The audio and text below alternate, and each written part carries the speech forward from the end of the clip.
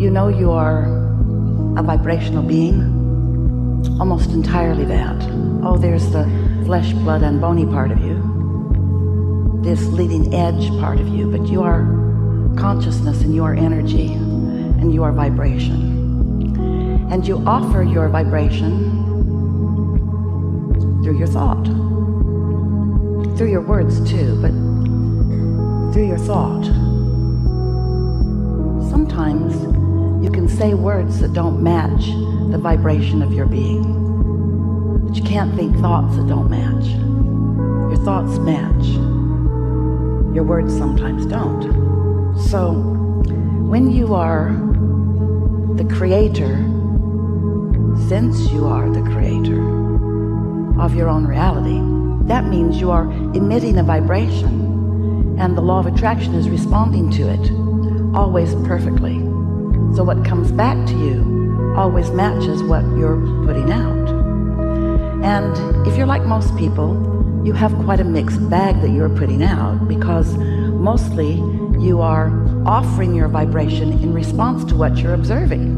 And there's a lot of variety that you're observing, and you feel different ways about much of it. And so you're offering a vibration about things you want, and you're offering a vibration about things you don't want. And when you shout yes, you are attracting what you're shouting yes to. And when you shout no, you're attracting what you're shouting no to. Because the law of attraction doesn't distinguish the difference in the word yes and no. It only distinguishes attention to it. So it turns out there's no such thing as no. There's just yes to wanted and yes to unwanted. And so when you begin to understand that, if you're like most people, you decide that you're going to be more deliberate about what you give your attention to. But the law of attraction has been responding to so many of your thoughts for so long that you have some patterns going, some momentum going that sometimes are hard to break, because the law of attraction, frankly, won't let you let go. When you have been thinking something for a while, maybe even because your mother thought it, or because a lot of people around you are thinking it, even though it isn't something that you want, because you've been thinking it, it's active in your vibration and therefore showing up often in your life experience. Be more deliberate about your thought. Give yourself a break, because you've got some momentum going. A belief is a thought that you continue to think. And the reason you continue to think it is because you've thought it, so law of attraction delivers it up to you more easily. Some thoughts are easier for you to think, and you know what thoughts those are? The most practiced thoughts. The most practiced thoughts are the thoughts that are the easiest for you to think, because they're the thoughts that have the most momentum. So you need to give yourself a break when all of a sudden you can't stop hating that person that you've hated for so long. And the reason that hate, that meanness within you feels so bad, maybe familiar but still bad, when you feel it, is because the larger part of you never thinks that way about others. And when you do, you cause a separation between you and you. You are more than this physical body. In fact, more of you is source energy than is this physical body. And that non-physical part of you, sometimes you call that your soul. We like to call it your inner being. That non-physical part of you, who existed before you did in this body, still exists in non-physical, still is consciousness, still is aware of you, still is focusing, and still is non-physical. So that non-physical part of you is thinking about the things that you're thinking about, but not necessarily in the same way that you're thinking about them. When you see something as a problem, your inner being sees it as an asking for a solution.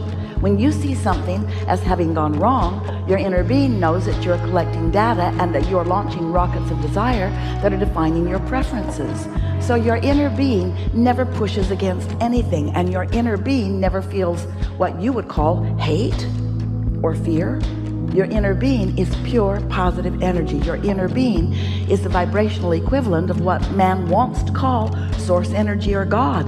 It's pure love. It's non-resistant. And that's who you are. That's who you are. But when you're here in this physical body and you see things that you think are wrong, and you feel that anger rising up within you, that's because you've defined it as wrong and you're pushing against it, while the larger part of you isn't defining it as wrong.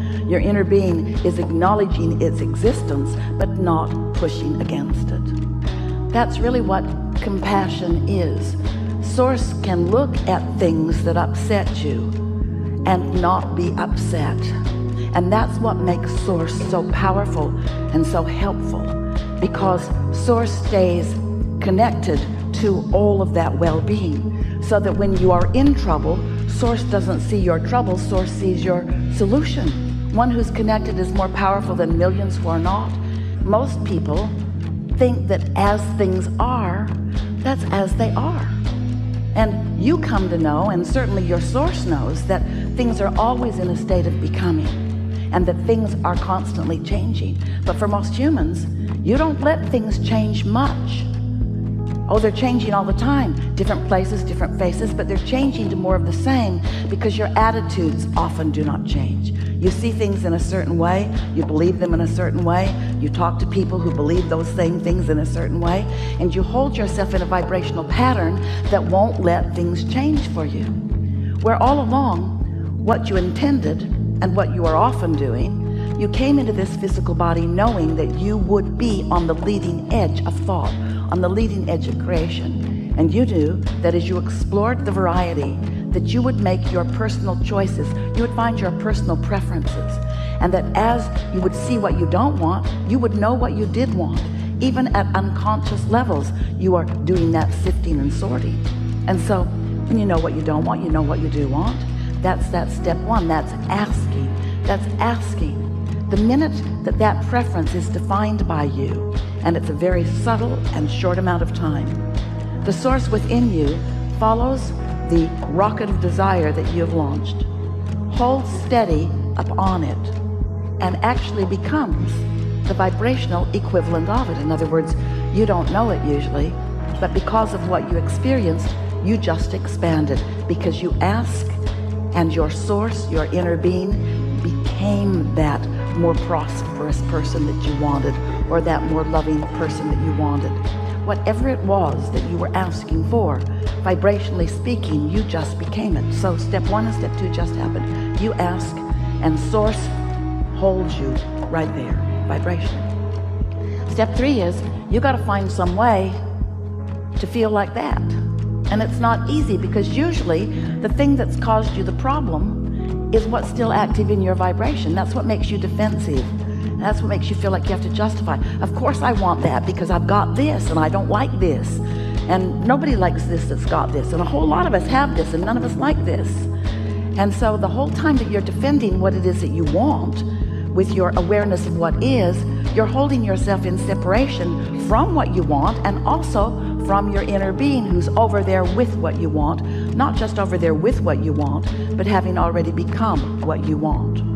So you feel the split energy when you are justifying or defending. You feel the split energy. That's what negative emotion always is. It's you in not agreement with your inner being. And you know what? Your inner being is always way on your side.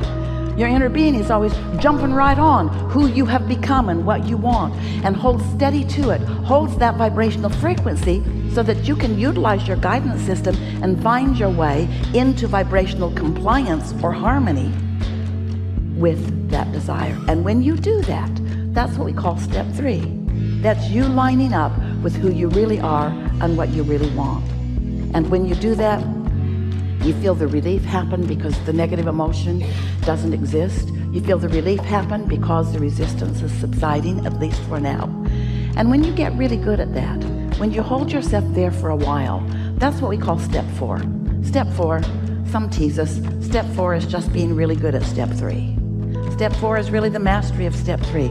That's when your life really becomes fun for you. That's when you know. We're not asking you to only have positive thought. You couldn't do that. We're not asking you to never have a thought about anything you don't want. You couldn't do that. In fact, you shouldn't do that. You came to sift and sort, and to analyze and to decide. That's all part of the process of expansion. But you didn't intend to get stuck in the harping on what's wrong.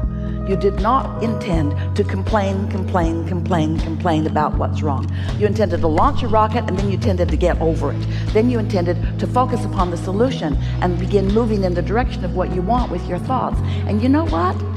That feels so satisfying. Satisfaction is that feeling that you feel when you are moving in the direction of who you really are. And dissatisfaction is what you feel when you're in the moment moving away from who you are and what you want. So step 5 is expressing your appreciation for the variety that surrounds you while you hold yourself more deliberately in the direction of what you want.